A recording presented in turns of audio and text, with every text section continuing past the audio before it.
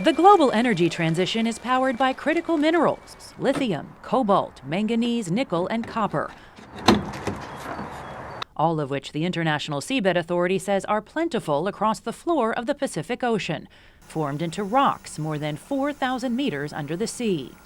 The Pacific island nations of Tonga, Kiribati, and Nauru have partnered with Canadian deep-sea mining firm The Metals Company to explore harvesting nodules, or aggregates of minerals, in a deep part of the Pacific Ocean called the Clarion-Clipperton Zone.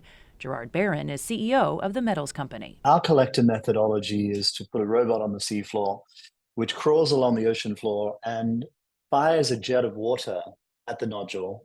And it creates an inverse pressure and it lifts the nodule up. And so we don't go down and scour the seafloor. But critics like Greenpeace and Eddie Palou from the Tonga Fishery Association worry that harvesting these mineral-rich rocks will disrupt biodiversity. Palou wants to hold off on mining. We demand a moratorium on the seabed mining until environment, social, and economic risks are comprehensively understood.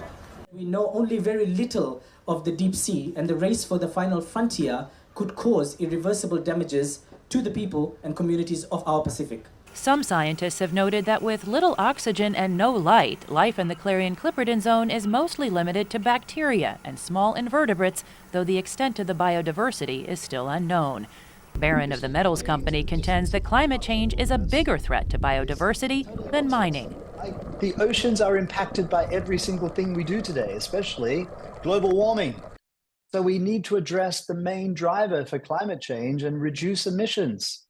U.S.-based Impossible Metals is testing a robot that can avoid mineral deposits where it detects life and harvest those where it does not. Oliver Gunasekra is its CEO. So the vehicle hovers above the seabed, uses the camera, and it actually picks up the nodules one by one. So this really minimizes all of the negative concerns around big sediment plumes. And Viridian Biometals bypasses energy-intensive processes such as smelting by using bacteria, which can separate metal ore from the rock around it. And the bacteria need oxygen just like we do to breathe. And when there's not enough oxygen in the water around them, the bacteria have learned that there's oxygen in the rocks, and they have adapted to breathe that oxygen. As these companies continue to innovate, they say they're committed to mitigating the environmental damage that comes from mining the seafloor and lowering the cost of the minerals that contribute to the green economy, all while combating climate change. Jessica Stone, VOA News.